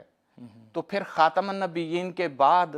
کیسے آئے گا؟ اگر خاتم النبیین کا یہ مطلب ہے کہ آخری نبی، اگر تو آخری نبی مطلب ہوتا تو پھر تو آپ کا سوال درست ہے، لیکن اصل سوال یہ نہیں ہے۔ خاتم کا مطلب ہوتا ہے مہر، سمجھے نا، اپنا نقش ظاہر کرنا، کسی اپنا نقش مہر جب لگاتے ہیں تو جہاں جس کاغذ پہ لگتی ہے وہ اپنا اثر چھوڑتی ہے، اپنا نقش چھوڑ دیتی ہے۔ اب اس کی بیک گراؤنڈ اس طرح ہے کہ دراصل کفار جو تھے وہ اعتراض کرتے تھے حضرت اقدس محمد مصطفیٰ صلی اللہ علیہ وسلم پر، تانا زنی کرتے تھے کہ آپ نعوذ باللہ ابتر ہیں۔ ابتر کہتے ہیں جس کی نرینہ اولاد نہ ہو، اور وہاں عربوں کے اندر یہ مشہور تھا کہ جس کی نرینہ اولاد نہیں ہے اس کے بعد اس کا کام بند ہو جائے گا، اس کا نام دنیا میں نہیں رہے گا، کیونکہ ان کا خیال یہ تھا کہ جو بیٹیاں ہوتی ہیں وہ پرائے گھر میں چلی جاتی ہیں، وہ دوسروں کے کام کو، دوسروں کے نام کو زندہ رکھتی ہیں، وہ اپنے والدین کا نام نہیں زندہ رکھتی۔ ان کا خیال یہ تھا کہ بیٹے اپنے والدین کا یا والد کا نام اور ان کا کام زندہ رکھتے ہیں۔ اب یہ 2 مقامات پہ اللہ تعالیٰ نے اس کی تردید بیان فرمائی ہے۔ ایک سورہ کوثر میں فرمایا انا اعطیناک الکوثر فصلی لربک وانحر ان شانئک ھو الابتر، کہ تیرا دشمن ابتر رہے گا، یعنی تیرا دشمن نرینہ اولاد سے محروم ہوگا۔ اب یہاں یہ سوچنا چاہیے کہ اگر اس کو ظاہری معنوں میں لیں گے، جسمانی معنوں میں لیں، تو پھر تو نعوذ باللہ من ذالک، نعوذ باللہ من ذالک قرآن کریم کی بات غلط نکلتی ہے کہ حضور صلی اللہ علیہ وسلم کی تو واقعی نرینہ اولاد نہیں تھی، جو تھی وہ فوت ہو گئی تھی، جبکہ آپ کے دشمنوں کی نرینہ اولادیں موجود تھیں۔ تو اس کا مطلب یہ ہے کہ یہاں اللہ تعالیٰ جسمانی اولاد کا ذکر نہیں کر رہا۔ اللہ کے حضور جسمانی اولاد کی کوئی اہمیت نہیں ہوا کرتی، خدا تعالیٰ کے حضور اس اولاد کی اہمیت ہوتی ہے جو نبی کی بیعت کے اندر شامل ہوتی ہے۔ بلکہ اور بھی مثالیں ایسی موجود ہیں کہ اگر کسی جگہ پر کوئی کسی جسمانی بیٹا ہونے کے باوجود وہ اس نبی پر ایمان نہیں لایا، بیعت نہیں کی اس کی، تو خدا تعالیٰ اس کو بیٹا ماننے سے انکار کر۔ حضرت نوح علیہ السلام کا بیٹا تھا، لیکن جب حضرت نوح علیہ السلام نے عرض کی خدا تعالیٰ سے، فرمایا، اللہ فرماتا ہے انہو لیسا من اہلک، وہ تیرے اہل میں سے نہیں، کیوں؟ انہو عمل غیر صالح، کہ وہ ایک غیر صالح عمل ہے، وہ عمل اس کے ٹھیک نہیں ہیں۔ تو اور دوسری طرف حضرت عیسیٰ علیہ السلام کے حوالے سے بھی یہ بائبل کے اندر آتا ہے کہ حضرت عیسیٰ علیہ السلام کو کسی نے کہا کہ باہر تمہاری والدہ انتظار کر رہی ہیں، انہوں نے کہا کون میری ماں، کون میرے بھائی، اپنے ماننے والوں کی طرف اشارہ کر کے کہا یہ ہیں میری ماں، یہ ہیں میرے بھائی۔ مطلب کیا کہ نبی کا کنبہ، نبی کے اہل بیت وہ ہوتے ہیں جو ایمان لاتے ہیں، جو بیعت کرتے ہیں، جو جسمانی اولاد ہونے کے باوجود بیعت نہیں کرتے، ایمان نہیں لاتے، خدا تعالیٰ ان کو روحانی اولاد میں شامل نہیں کرتا۔ اس لحاظ سے جب اللہ نے فرمایا اِنَّ شَانِئَکَ هُوَ الْأَبْتَرُ، تیرا دشمن روحانی اولاد سے محروم رہے گا، تو نہیں، تجھے اللہ تعالیٰ عطا کرے گا، روحانی بیٹے عطا کرے گا، ایمان لانے والے عطا کرے گا۔ اچھا، یہی چیز اب آیت خاتم النبیین کے اندر بیان فرمائی خدا تعالیٰ نے، وہاں بھی دراصل یہ مضمون ہے۔ اللہ فرمائے ما کانا محمد ابا احد من رجالکم، اسی اعتراض کا جواب دیا جا رہا ہے کہ یہ درست ہے کہ حضور صلی اللہ علیہ وسلم تم میں سے کسی مرد کے جسمانی باپ تو نہیں ہے، جسمانی اولاد نہیں ہے، ولیکن رسول اللہ ہے. لیکن جو تم کہہ رہے ہو کہ اس کا کام بند ہو جائے گا، اس کا کام کیا ہے؟ اس کا کام تو اللہ کی رسالت ہے. اور یہ جو خدا کی رسالت پہنچانے والا کام ہے وہ ایسا کام ہے نہ صرف یہ اللہ کا رسول ہے بلکہ کام اسی سے آئندہ چلے گا. وَخَاتَمَ النَّبِيِّينَ، اور یہ نبیوں کی مہر بھی ہے. آئندہ جو بھی نبی بنے گا وہ اسی کی اولاد سے ہوگا، اسی کی مہر سے ہوگا، اسی کی بیعت کرنے والا، یعنی اسلام کے اندر سے ہوگا. مسلمان کہلانے والا، لا الہ الا اللہ محمد رسول اللہ پڑھنے والا ہی آئندہ نبی بن سکے گا، دوسرا نہیں بن سکے گا. پہلے یہ ہوتا تھا کہ ضروری نہیں تھا کہ جس کو اللہ نبی بنا رہا ہے وہ پہلے نبی کے اوپر ایمان بھی رکھتا ہو، کیونکہ کوئی ایک اس کونے میں بن رہا ہے، کوئی دنیا کے دوسرے کونے میں بن رہا ہے، کوئی دنیا کے تیسرے کونے میں، پوری دنیا میں نبی آتے تھے. محمد مصطفیٰ صلی اللہ علیہ وسلم کے بعد اس اعتراض کا جواب دیتے ہوئے اللہ فرما رہا ہے کہ تمہارا کام بند ہو جائے گا. اس کے ذریعے سے میں جو رسالت اب قائم کر رہا ہوں، آئندہ رسالت کا کام تو چلے گا ہی، اس سے، اس کی مہر کے ذریعے، اس کے نقش سے چلے گا. جس کے اوپر اس کا لا الہ الا اللہ محمد رسول اللہ کا نقش ہوگا وہ نبی بن سکے گا. تو اس کا مطلب کیا ہوا؟ مطلب یہ کہ عیسیٰ علیہ السلام فوت ہو گئے ہیں. وہ زندہ بھی ہوتے تو وہ اس امت میں نبی بن کے نہیں آ سکتے. قرآن ان کا آنا بند کر رہا ہے، اور انہی معنوں میں بند کر رہا ہے کہ ان کے اوپر محمد مصطفیٰ صلی اللہ علیہ وسلم کی مہر نہیں ہے. قرآن فرما رہا رسولاً الی بنی اسرائیل. دوسری جگہ فرما وَجَعَلْنَاهُ مَثَلًا لِبَنِي اسرائیل، وہ صرف بنی اسرائیل کے لیے تھے. اور ابھی جس کے آنے کی پیش گوئی ہے جس مسیح موعود کی، وہ پوری دنیا کے لیے آنا تھا. تو وہ جو پوری دنیا کے لیے آنا تھا وہ اسی کے نقش سے آنا تھا جو پوری دنیا کی ہدایت کے لیے ہے، وہ محمد مصطفیٰ صلی اللہ علیہ وسلم. تو آیت خاتم النبیین تو دراصل یہ بتا رہی ہے، اس کو سورہ کوثر کے ساتھ ملا کے پڑھیں تو سمجھ آتی ہے. تو خلاصہ یہ نکلا کہ امام مہدی جس کی پیش گوئی کی گئی ہے وہ آنے والا مسیح ہی ہے. حضور صلی اللہ علیہ وسلم نے فرمایا المہدی الا عیسیٰ. اور اس مسیح کے بارے میں مسلم کی حدیث میں حضور صلی اللہ علیہ وسلم نے فرمایا کہ وہ نبی ہوگا، وہ نبی ہوگا، وہ نبی ہوگا، وہ نبی ہوگا. 4 مرتبہ نبی اللہ فرمایا. اور سورہ کوثر اور آیت خاتم النبیین بتا رہی ہے کہ وہ نبی ہوگا لیکن محمد مصطفیٰ صلی اللہ علیہ وسلم کی امت میں سے ہوگا، آپ کی روحانی اولاد میں سے ہوگا. اس لیے کہ اب یہ جو روحانی اولاد ہے جس کو رسالت اور نبوت کہتے ہیں، یہ محمد مصطفیٰ صلی اللہ علیہ وسلم سے باہر نہیں جائے گی. جو محمد کا دشمن ہے وہ اس روحانی اولاد سے محروم رہے گا. اور اس روحانی اولاد کا وارث وہی بن سکے گا جو محمد مصطفیٰ صلی اللہ علیہ وسلم کی مہر کے نیچے ہے. تو یہ واضح ایک مضمون ہے. اس کو دوسری طرف پھرا کے لے جانا اور یہ کہنا کہ ختم نبوت کے بعد کیسے آ سکتا ہے، یہ ہمیں سمجھ نہیں آ رہی کہ آپ کو کیوں سمجھ نہیں آتی یہ بات. نہیں، جزاک اللہ شمشاد صاحب نے بہت واضح طریقے سے اس کو ہمارے سامنے ابھی کھولا ہے. تو یہاں پر یہ پہلو بھی اتنا پیارا ہے دل کہ کتنی شان اور عظمت ہے رسول اکرم صلی اللہ علیہ وسلم کی کہ اگر آپ کے تحت آپ کی مہر کے نیچے کوئی نبی آتا ہے تو وہ آپ کا خادم ہوتا ہے، آپ کا غلام ہوتا ہے. تو ایک مثال بہرحال بڑی آپ کی شان کو واضح کرتی ہے کہ جیسے بہت بڑا جنرل ہو یا بادشاہ ہو جس کے تحت اور جس کے غلام بھی بڑے بڑے عہدوں پر ہوں، تو وہ کیا اس کی عزت گھٹاتے ہیں یا اس کی عزت اور بڑھاتے ہیں. تو جس رنگ میں حضرت مسیح علیہ السلام نے ہمارے سامنے شان مصطفیٰ حضرت محمد صلی اللہ علیہ وسلم کی شان رکھی ہے، آپ کی عظمت رکھی ہے، تو خالص یہ کہہ دینا کہ آخری نبی اور اسی میں سب کچھ ہو گیا تو اس میں سے کچھ ثابت نہیں ہوتا. تو یہاں ہم اپنے سوالات کے سلسلے کو آگے بڑھاتے ہیں. انصار صاحب آپ سے میں درخواست کروں گا، یہ حمزہ احمد صاحب ہیں جنہوں نے کراچی سے یہ سوال کیا ہے کہ حضرت مرزا غلام احمد قادیانی کا دعویٰ مسیح موعود کا ہے، ٹھیک ہے. وہ کہتے ہیں احادیث میں ابن مریم کے نازل ہونے کی پیشن گوئی ہے. تو نیز ابن مریم اور امام مہدی 2 الگ الگ وجود ہیں. تو شمشاد صاحب نے ہلکے سے کا ذکر کیا، لیکن اگر ہم پھر سے ذرا مختصر اس کے بارے میں بتا دیں تو یہ ایک وجود وہ کیسے ہو سکتے ہیں. اب بات تو ہوگی ہے لیکن اس کو اگر علیحدہ لے لیں شاید وہ ان کے زیادہ واضح ہو. جی بالکل. جی بات یوں ہے کہ حضور صلی اللہ علیہ وسلم نے خدا تعالیٰ سے خبر پا کر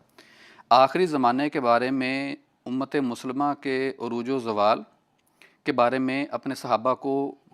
پیش گوئیاں بھی دیں، اور پھر اس عروج و زوال کے بعد ایک جو زمانہ ہے ترقی کا اس کی بھی خوشخبریاں دی ہیں. چنانچہ احادیث میں ذکر ملتا ہے کہ نبی کریم صلی اللہ علیہ وسلم نے فرمایا کہ یوشکو ان یاتی علی الناس زمان لا یبقا من الاسلام الا اسمہ ولا یبقا من القرآن الا رسمہ مساجدہم عامرۃ وہی خراب من الہدا علماؤہم شر من تحت عدیم السماء من عندہم تخرج الفتنۃ وفیہم تعود،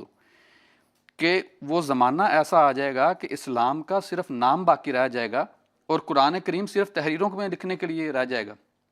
مساجد تو بہت عالیشان بنائی گئی ہوں گی، وہی خراب من الہدا، لیکن ہدایت سے خالی ہوں گی۔ پھر علماء کا ذکر کرتے ہوئے بیان فرمایا کہ علماء جو ہیں وہ آسمان کے نیچے بدترین مخلوق ہوں گے۔ تو مختصراً یہ کہ اس تمام تر حالات کے باوجود حضور صلی اللہ علیہ وسلم نے اپنی امت پر کسی قسم کی مایوسی اور نا امیدی نہیں طاری ہونے دی، بلکہ حضور صلی اللہ علیہ وسلم نے اس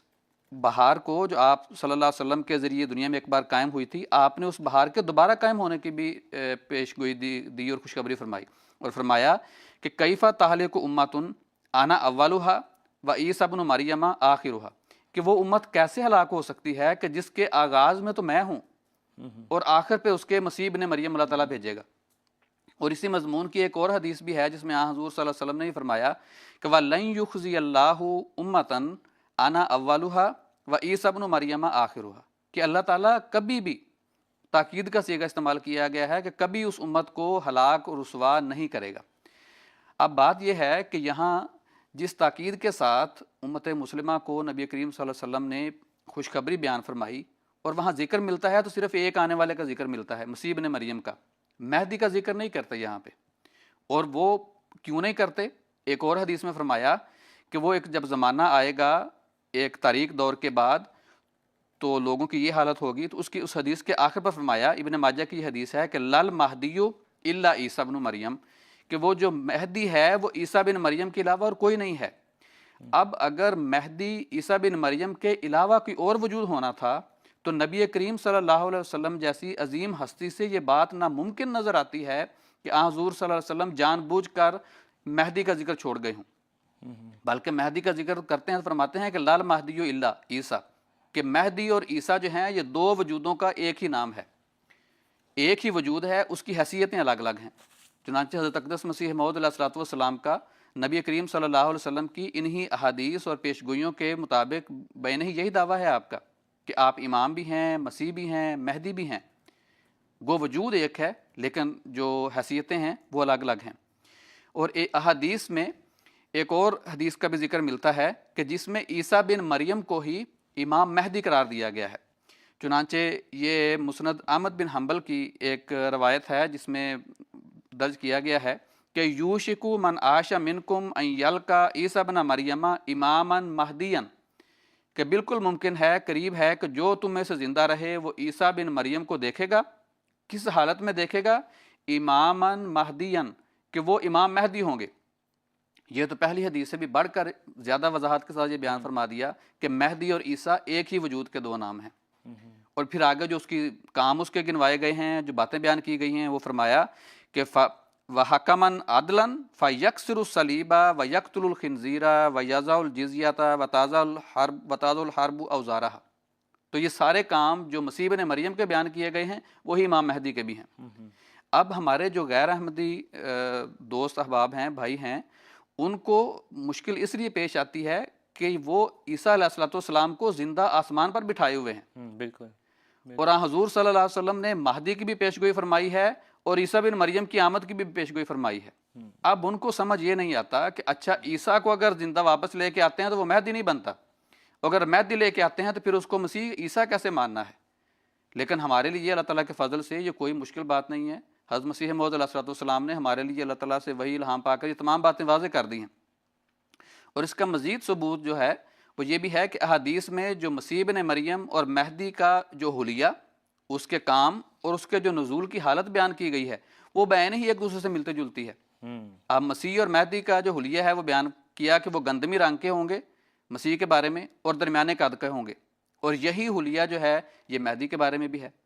پھر اسی طرح آنے والے کی جو ہے وہ حالت اس کی جو ہے کہ کس حالت میں وہ نازل ہوگا، اس کی حالت نزول کے بارے میں بیان فرمایا کہ وہ 2 زرد چادروں میں لپٹے ہوئے آئے گا، مہدی کے بارے میں بھی یہی ہے۔ اسی طرح جو مہدی کا کام ہے وہ بھی بیان فرمایا کہ وہ آ کے لوگوں میں مال تقسیم کرے گا، عیسیٰ کا بھی یہی بیان فرما دیا۔ تو یہ گویا ایک قسم کی مشابہت تام، مکمل مشابہت کا ثبوت ہے کہ مہدی اور عیسیٰ جو ہیں یہ دو وجود نہیں بلکہ ایک ہی وجود کے دو نام ہیں۔ اور پھر اس حدیث میں یہ بھی ہمیں ایک اشارہ ملتا ہے جہاں فرمایا کہ لل مہدی الا عیسیٰ، کہ مہدی کوئی نہیں مگر عیسیٰ۔ تو اگر مہدی عیسیٰ کے علاوہ کوئی نہیں ہے تو گویا ایک رنگ میں ہمیں یہ بھی بتا دیا کہ آنے والے دور میں مہدی کے بارے میں یہ غلط تاثرات نہ کہیں پیدا کر لینا کہ مہدی گویا کسی قسم کی آ کر خون ریز جنگیں کرے گا، بلکہ جیسے پہلے دور میں عیسیٰ بن مریم ایک نرمی والی طبیعت لے کر ایک پیار محبت کے ساتھ اپنے دین کو پھیلانے کے لیے آیا تھا، مہدی بھی اسی طریقہ کار کو لے کے آگے چلے گا، کیونکہ مہدی کا اور عیسیٰ کا الگ کوئی وجود نہیں۔ اب اس ساری بحث کے بعد کسی کے ذہن میں طبعاً یہ سوال پیدا ہوتا ہے اور آنا بھی ضروری ہے کہ مسیح کے ساتھ مہدی کا آنا کیوں ضروری نہیں ہے؟ کیوں نہیں ہو سکتا کہ مسیح بھی آ جائیں مہدی بھی آ جائیں، دونوں اپنا کام ایک ساتھ کریں؟ تو حضرت اقدس مسیح موعود علیہ السلام نے ایک بہت ہی خوبصورت پیارا جواب عطا فرمایا ہے۔ حضور فرماتے ہیں دراصل یہ خیال بالکل فضول اور محمل معلوم ہوتا ہے کہ باوجود یہ کہ ایک ایسی شان کا آدمی ہو کہ جس کو با اعتبار باطنی رنگ اور خاصیت اس کی کہ مسیح ابن مریم کہنا چاہیے، دنیا میں ظہور کرے، اور پھر اس کے ساتھ کسی دوسرے مہدی کا آنا بھی ضروری ہو، کیا وہ خود مہدی نہیں ہے؟ کیا وہ خدا تعالیٰ کی طرف سے ہدایت پا کر نہیں آیا؟ کیا اس کے پاس اس قدر جواہرات و خزائن و اموال و معارف نہیں ہیں کہ لوگ لیتے لیتے تھک جائیں اور اس قدر ان کا دامن بھر جائے جو قبول کرنے کی جگہ نہ رہے؟ اور پھر قرآن کریم میں جو حضور نے بیان فرمایا ہے، قرآن کریم میں اللہ تعالیٰ گزشتہ انبیاء جو گزرے ہیں ان کے بارے میں ذکر کرتے ہوئے فرماتا ہے وَجَعَلْنَاهُمْ أَئِمَّةً يَهْدُونَ بِأَمْرِنَا وَأَوْحَيْنَا إِلَيْهِمْ فِعْلَ الْخَيْرَاتِ وَإِقَامَ الصَّلَاةِ وَإِيتَاءَ الزَّكَاةِ، کہ جو پہلے انبیاء گزرے ہیں ہم نے ان کو امام بھی بنایا ہے اور مہدی بھی بنایا ہے۔ اس لحاظ سے ہر نبی جو ہے وہ اپنی ذات میں ایک مہدی ہوا کرتا ہے۔ مہدی کہتے ہیں ایسا شخص جو ہدایت یافتہ ہو، جس کو ہدایت دی گئی ہو، اور ہر نبی ان معنوں میں ہدایت یافتہ خدا تعالیٰ کی طرف سے ہوتا ہے کہ جو خدا تعالیٰ چاہتا ہے اس کو سکھاتا ہے اور جو خدا تعالیٰ چاہتا ہے اس سے بلواتا ہے۔ اور ہمارے نبی کریم صلی اللہ علیہ وسلم جو تھے، آپ تو مہدی اعظم تھے، سب سے بڑے مہدی تھے۔ اور ہمارے جو غیر احمدی دوست احباب ہیں ان سے ایک یہ بھی سوال کرنا ہمارا بنتا ہے کہ آپ جو آنے والے مسیح کی انتظار 1500 سال سے گزشتہ کر رہے ہیں، تو کیا وہ مہدی نہیں ہوگا؟ جب وہ اپنے اسی جسم کے ساتھ جب واپس آئے گا تو کیا خدا تعالیٰ اس کی رہنمائی نہیں کرے گا؟ کیا خدا تعالیٰ اس کو نہیں بتائے گا کہ اچھا اس طرح سے کرو، اس طرح؟ ان کے بقول ہی اگر اس نے جنگیں ہی کرنی ہیں تو وہ خدا تعالیٰ سے ہی کچھ نہ کچھ رہنمائی پائے گا نا۔ تو وہ بھی خدا تعالیٰ سے اگر رہنمائی پاتا ہے تو ایک رنگ میں وہ بھی مہدی بن گیا۔ تو ہم تو اللہ تعالیٰ کا فضل ہے کہ آنے والے مہدی کو مان چکے ہیں، بالکل، اور ہمارے لیے تو یہ مضمون سمجھنا انتہائی آسان ہے۔ نہیں، جزاک اللہ، بہت بہت شکریہ انتصار صاحب۔ خاص طور پر یہ جو عربی جانتے ہیں وہ آسانی سے سمجھ سکتے ہیں کہ مہدی تو ہدایت یافتہ ہے، وہ جسے خدا براہ راست ہدایت دے، اور یہ تو ایک نبی کا خاص خاصہ ہے۔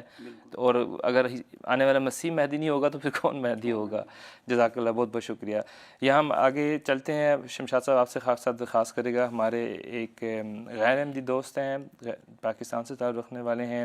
وہ ایک کتاب ہے جس کا نام تذکار مہدی ہے، اور جہاں پر روایات اکٹھی کی گئی ہیں ہمارے دوسرے خلیفہ حضرت مسلم موعود رضی اللہ عنہ کی، جنہوں نے حضرت مسیح موعود علیہ السلام کے بارے میں بہت سی روایات بیان کی ہیں، وہ وہاں پہ درج ہیں۔ اس حوالے سے وہاں پہ ایک روایت ہے، وہ کوٹ کرتے ہیں کہ احمدیہ جماعت میں نے کہ وہ حضرت مسلم موعود فرماتے ہیں کہ احمدیہ جماعت میں نے دیکھا ہے کہ جس کا دماغ خراب ہو جاتا ہے وہ نبی اور ولی بن جاتا ہے، یعنی جو پاگل ہوتا ہے تو وہ نبی کا دعویٰ کرتا ہے۔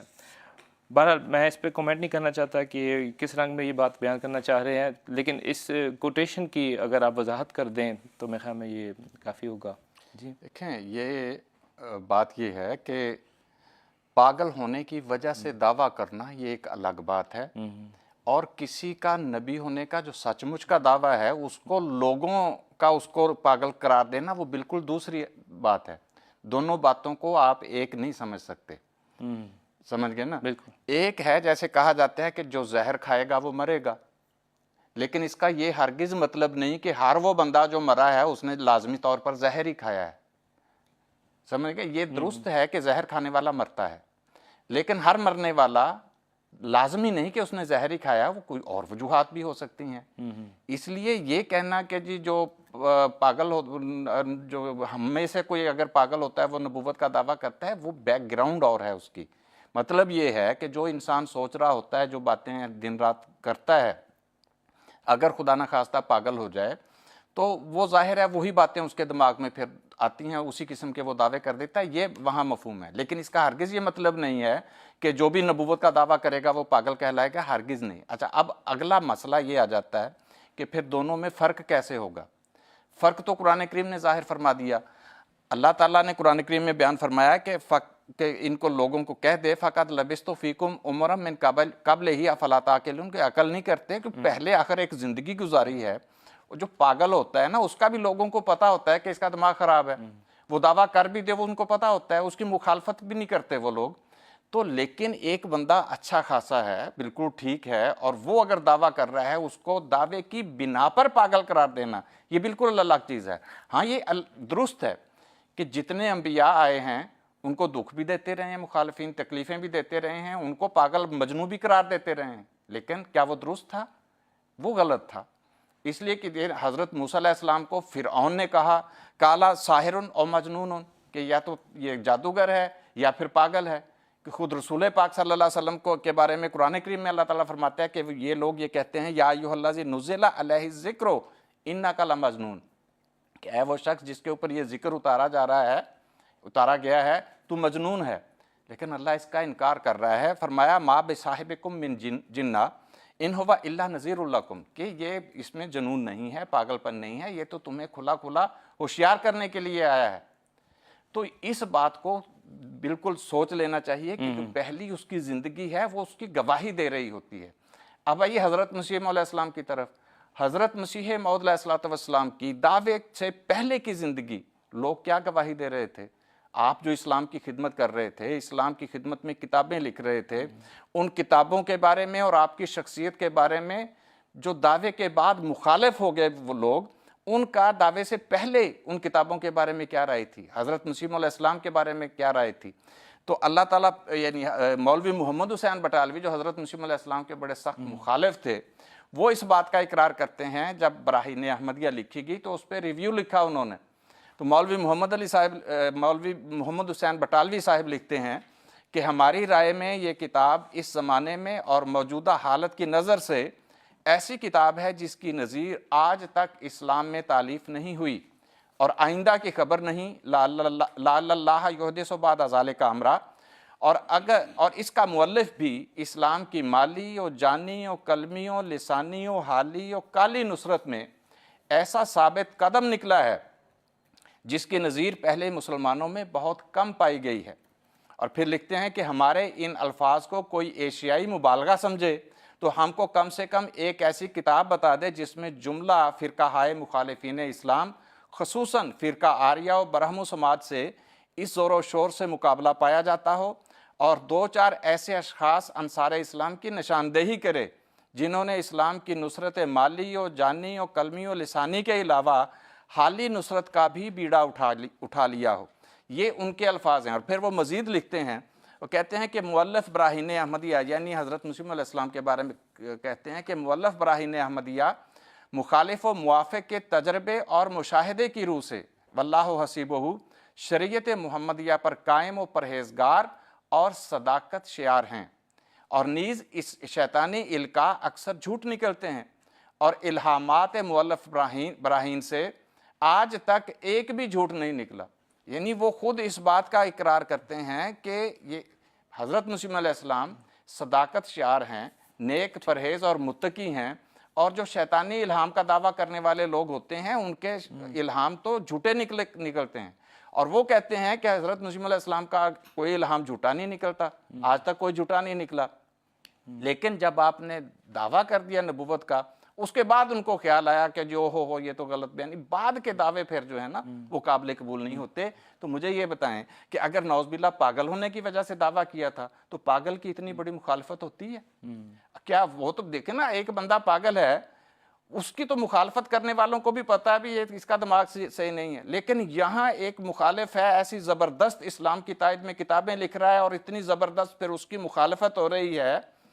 پورا ملک اس کی مخالفت میں کھڑا ہے، سارے علماء اس کی مخالفت میں کھڑے ہیں، اسمبلیوں کے اجلاس اس کے فرقے کو کافر قرار دینے پہ تلے ہوئے ہیں، اور پھر عالم اسلامی پورا اس کی مخالفت میں کھڑا ہے۔ اگر وہ دعویٰ پاگل پن کی بنیاد پہ تھا تو یہ اس سے بڑے پاگل ثابت ہو رہے ہیں جو اتنے وسیع پیمانے پر کوشش کرتے پھر رہے ہیں کہ ان کو غیر مسلم قرار دے دیں اور یہ کر دیں اور وہ کر دیں وغیرہ وغیرہ۔ آپ دیکھ لیں کون کامیاب ہو رہا ہے، ان دونوں میں سے پاگل پن کی نشانیاں کس میں ظاہر ہو رہی ہیں؟ چلیں شمشاد صاحب، یہ آپ نے بالکل درست فرمایا، میرے خیال میں یہ بہت واضح ہے جو سوال آپ نے کیا ہے۔ تو شمشاد صاحب ہمارے پاس نا سوالات بہت سے اکٹھے ہوئے ہیں، شاہد محمود صاحب ہیں پاکستان سے، میں غیر جماعت دوست ہیں، اسی طرح سمیرہ خان صاحب ربوہ سے ہیں، پھر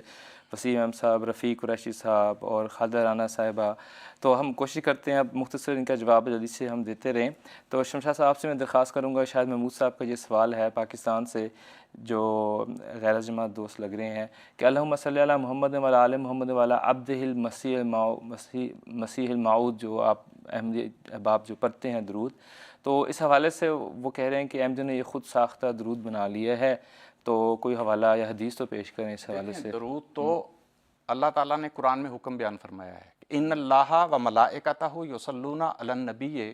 یا ایھا الذین آمنوا صلوا علیہ وسلموا تسلیما، کہ اللہ اور اس کے فرشتے محمد مصطفیٰ صلی اللہ علیہ وسلم پر درود بھیجتے ہیں، اے مومنو تم بھی اس کے اوپر درود بھیجا کرو، یعنی اس کے لیے رحمت کی دعائیں مانگا کرو، برکت کی دعائیں مانگا کرو، تو اسی کو درود کہتے ہیں۔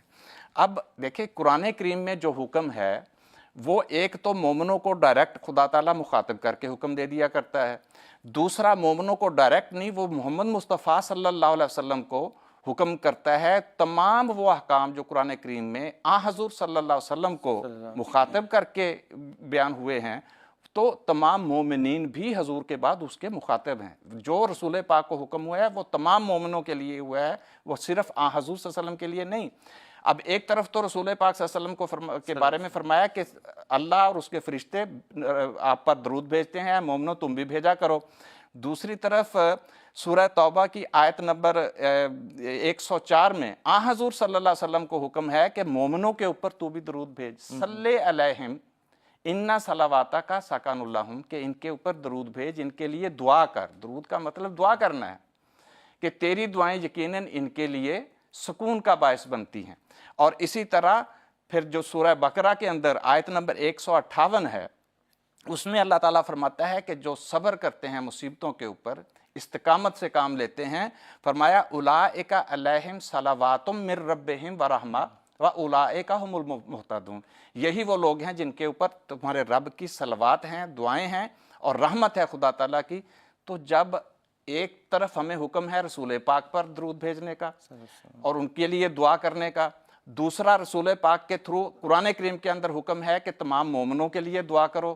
تو اس میں بھی ہمیں پھر دو حکم ہو گیا، ایک رسول پاک کے لیے دعا کرنا، دوسرا مومنوں کے لیے دعا کرنا، تیسرا اللہ فرما رہا ہے کہ جو صبر اور استقامت اختیار کرتے ہیں مصائب کے اوپر، ان پہ اللہ کی رحمتیں ہیں۔ جب اللہ کی رحمتیں ہیں تو مومنوں کا کام بھی ہے ان کے لیے رحمت مانگنا۔ اس لیے جب ہم رسول پاک صلی اللہ علیہ وسلم کے لیے درود بھیجتے ہیں تو ہم مسیح موعود کے لیے بھی بھیجتے ہیں اور ان تمام ان کے آپ کے خلفاء کے لیے بھی بھیجتے ہیں۔ تو اس میں منع کیا ہے؟ یہ تو اللہ کا حکم ہے، ہم اگر کرتے ہیں تو اللہ کے اس حکم کے مطابق کرتے ہیں، اللہ کے حکم کی خلاف ورزی نہیں ہے اس میں۔ جی ٹھیک ہے، جزاک اللہ، بہت بہت شکریہ۔ یہاں سمیرہ خان صاحبہ ہیں ربوہ سے، انصار صاحب آپ سے درخواست کروں گا،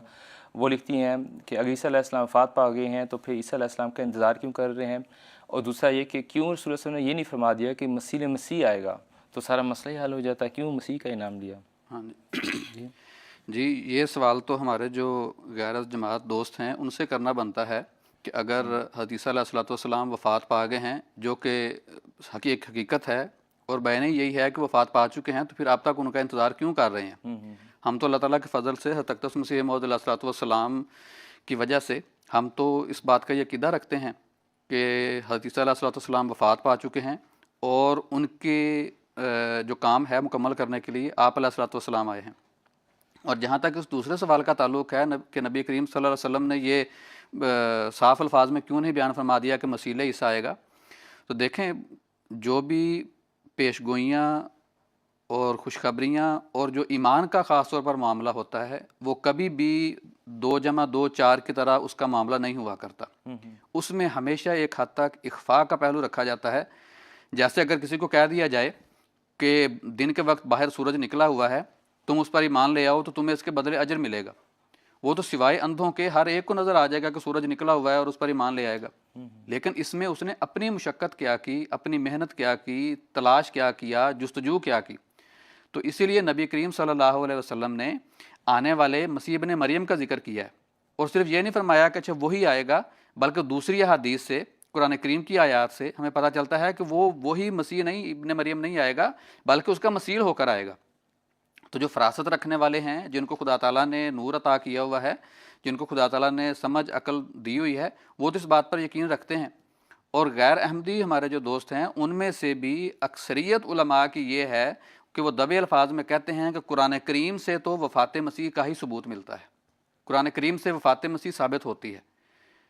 اس لیے اگر کسی دوست سے ہم بات کرتے ہیں تو وہ کہتے ہیں کہ وفات مسیح کو چھوڑیں، ختم نبوت پہ بات کریں، صداقت مسیح موعود علیہ السلام پہ بات کریں. تو اس وجہ سے نبی کریم صلی اللہ علیہ وسلم نے بھی وہاں جو پیش گوئی فرمائی ہے، وہاں مسیح ابن مریم کا ذکر کر کے یہ بیان فرما دیا کہ جب تم اس پر ایمان لاؤ گے تو اس کے لیے تمہیں جستجو کرنی پڑے گی، تلاش کرنا پڑے گا، اپنے ایمان کو اس پہ لے کے آنا پڑے گا، تبھی تم اس کے نتیجے میں ایک اجر کے مستحق قرار پاؤ گے. ٹھیک ہے، جزاک اللہ انصار صاحب، بہت بہت شکریہ. شمشاد صاحب، یہاں پہ ایک اور سوال ہے. رفیق قریشی صاحب ہیں لندن سے، وہ پوچھنا چاہتے ہیں آج کل کے جو حالات ہیں وہ ان سے متاثر ہو کر کہ کیا موجودہ زمانے میں جو شدید حوادث امت محمدیہ کو مختلف ممالک میں درپیش ہیں، کیا اس کی وجہ امام مہدی کا انکار ہے؟ اب ہمیں اس سلسلے میں یہ بات ذہن میں رکھنی چاہیے کہ اب میں ایک مثال دیتا ہوں کہ ایک مریض ہے، بیمار ہو گیا، وہ اپنے طور پہ کوئی دوائی لے رہا ہے جو اس کے پاس توفیق ہے، کر رہا ہے، بیماری اس کی بڑھتی چلی جاتی ہے، بڑھتے بڑھتے بڑھتے جب وہ موت کے قریب پہنچتا ہے، اس وقت کوئی اتفاق سے ڈاکٹر کو لے کے آ جاتا ہے اور وہ ڈاکٹر اس کو دوائی تجویز کرتا ہے کہ یہ دوا کھا لو تو تم بچ سکتے ہو. تو وہ مریض کہتا ہے نہیں میں نے نہیں کھانی، وہ نہیں کھاتا اور پھر اس کے بعد اس کو موت آ جاتی ہے. تو مجھے یہ بتائیں کہ اس کی موت کا سبب وہ ڈاکٹر ہے؟ ڈاکٹر کا تو قصور نہیں ہے نا، ڈاکٹر نے تو ایک دوائی لکھ کے دے دی. ہاں، موت کا سبب اس کی پہلی بیماری ہے جو بڑھتی چلی جا رہی تھی. اصل میں بات یہ ہے کہ خدا جو عذاب آیا کرتے ہیں وہ نبیوں کی وجہ سے نہیں آتے. حضرت مسیح موعود علیہ السلام فرماتے ہیں کہ نبی کی وجہ سے عذاب نہیں آیا کرتا، عذاب کی وجہ سے نبی آیا کرتے ہیں. عذاب نبیوں کو لے کے آتے ہیں کہ جب دنیا خدا سے دور ہو جاتی ہے، خدا سے دوری کے نتیجے میں وہ ایسی حرکتوں پر اتر آتے ہیں جو خدا کا غضب بھڑکاتے ہیں. اور خدا کا جب غضب بھڑکتا ہے اس وقت خدا ان کو بچانے کے لیے نبی بھیجتا ہے، اور جب وہ نبی کو نہیں مانتے تو پھر یہ نہیں کہہ سکتے کہ نبی کے انکار کی وجہ سے ہوا ہے. اللہ فرماتا ہے وَمَا ظَلَمُونَا وَلَٰكِن كَانُوا أَنفُسَهُمْ يَظْلِمُونَ، ہم نے نہیں ظلم کیا، ظلم وہ خود اپنے آپ پر کر رہے تھے. اور فرماتا ہے جب یہ صورتحال پیدا ہو جائے مَا كُنَّا مُعَذِّبِينَ حَتَّىٰ نَبْعَثَ رَسُولًا، ہاں جب وہ عذاب کے مستحق وہ پہلے اپنی حرکتوں سے بن چکے ہوتے ہیں. لیکن یہ خدا کی سنت ہے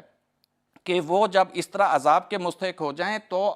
نبی بھیجے بغیر عذاب نہیں دیتا. ایک دوسری جگہ فرمایا کہ اگر ہم نبی بھیجے بغیر عذاب دے دیں تو پھر انہوں نے کہنا تھا ربنا لولا ارسلت الینا رسولا فنتبع آیاتک من قبل ان نخزا، قبل اس کے کہ ہم رسوا ہو جاتے تو نبی کیوں نہیں ہمیں بھیج دیا، اور نبی بھیج دیتا ہم تیری آیات کو مان لیتے اور ہم ذلیل و رسوا نہ ہوتے. تو اللہ فرماتا ہے اس لیے ہم پہلے نبی بھیجتے ہیں، نبی کو مان لیں تو وہ بچ سکتے ہیں. ورنہ یہ نہیں کہہ سکتے کہ آج حضرت مسیح علیہ السلام کو خدا نے بھیجا ہے، مان لیں تو بچ سکتے تھے. لیکن اگر نہیں مانا تو اس کا مطلب یہ نہیں کہ مسیح موعود علیہ السلام کی وجہ وہ خود اپنی حرکتوں کی وجہ سے ہے. تو اللہ نے نبی ان کو بچانے کے لیے بھیجا، وہ اس کو مان کے نہیں بچے تو اب ٹھیک ہے، پھر جو اس کا نتیجہ ہے وہ دیکھ رہے ہیں. جی ٹھیک ہے، جزاک اللہ شمشاد صاحب، بہت بہت شکریہ. ہمارے پاس خان صاحب کا بھی سوال آیا ہے یو کے سے، بلکہ آپ نے اس کا جواب دے بھی دیا ہے کہ مرزا صاحب کیسے اب نبی ہو سکتے ہیں جبکہ رسول اللہ خاتم النبیین تھے، تو اب کوئی نبی نہیں آ سکتا. اس کی بڑی وضاحت سے آپ نے اس پہ بات کی ہے. تو ہمارا جو وقت ہے ناظرین، اب ہمارا وقت بھی اختتام کو آ رہا ہے. تو آپ سب کا بہت بہت شکریہ، جزاکم اللہ احسن جزا۔ ہمارے پاس ابھی بھی کچھ سوالات باقی ہیں، ہم انشاءاللہ کوشش کریں گے کہ ہم ان کو اپنے اگلے پروگرام میں بھی ساتھ لے کر چلیں۔ ایک بہت بنیادی وجہ میں آج کل جو مسلمانوں میں مسیح موعود امام مہدی علیہ السلام جو تشریف لے ہیں ان کے انکار کی یہ بھی ہے کہ خام خواہ ایک بالکل ایک غلط نظریہ پیش کر کے مخالفین یہ غلط اور جھوٹا دعویٰ کر رہے ہیں کہ گویا حضرت مسیح موعود علیہ السلام نے آ کر کسی نئی نبوت کا دعویٰ کر دیا ہے۔ تو ایک جذبات کو انگیخت کرنے کی کوشش کی جاتی ہے، جبکہ حضرت مسیح موعود علیہ السلام نے بڑے واضح طور پر بار بار اس بات کا اظہار کیا ہے کہ مجھے خدا تعالیٰ نے حضور صلی اللہ علیہ وسلم کی اعلیٰ اور عظمیٰ بڑی جو شان ہے اس کو ظاہر کرنے کے لیے، آپ کے دین کی خدمت کے لیے ایک غلام نبی کے طور پر، ایک امتی نبی کے طور پر بھیجا ہے۔ اور یہ عقیدہ، یہ نظریہ اصل میں کوئی نیا نہیں ہے، امت میں بزرگان گزرے ہیں، انہوں نے بھی اسی نظریے کو پیش کیا۔ اور آپ کا ایک چھوٹا سا اقتباس آپ کی خدمت میں پیش کر دیتا ہوں۔ آپ ایک جگہ فرماتے ہیں حضرت مسیح السلام کہ وہ اجلا و اسفا تھے، یعنی حضرت وسلم سب سے افضل و اعلیٰ و اکمل و عرفہ و اجلا و اسفا تھے، اس لیے خدا جل شانہ نے ان کو عطر کمالات خاصہ سے سب سے زیادہ معطر کیا، اور وہ سینہ اور دل جو تمام اولین و آخرین کے سینہ اور دل سے فراخ تر و پاک تر و معصوم تر و روشن تر و عاشق تر تھا، وہ اسی لائق ٹھہرا کہ اس پر ایسی وحی نازل ہو کہ جو تمام اولین و آخرین کی وحیوں سے اقوا و اکمل و عرفہ و اتم ہو کر صفات الہیہ کے دکھلانے کے لیے ایک نہایت صاف اور کشادہ اور وسیع آئینہ ہو۔ یعنی اولین اور آخرین میں آپ خود بھی اس میں شامل ہوتے ہیں کہ آپ سے بھی وہ ہر طرح سے افضل، اقوا و اکمل و عرفہ۔ تو یہ سراسر جھوٹ ہے۔ ہمارے تمام کتب حضرت مسیح السلام کی جو بھی آپ نے تحریر فرمائی آن لائن دستیاب ہیں، تو ہم اپنے ناظرین کو دعوت دیں گے کہ وہ ہمارے ویب سائٹ الاسلام پر بھی جائیں، وہاں پر بھی دیکھیں۔ تو ناظرین یہاں پر خاکسار آپ سے اجازت چاہتا ہے، اپنے جو علماء ہیں ان کا بھی بہت بہت شکریہ ادا کرتا ہے۔ تو انشاءاللہ اگلے ہفتے ہم آپ کے سوالات کے ساتھ پھر آپ کی خدمت میں حاضر ہوں گے۔ جزاکم اللہ احسن الجزا۔ السلام علیکم ورحمۃ اللہ وبرکاتہ۔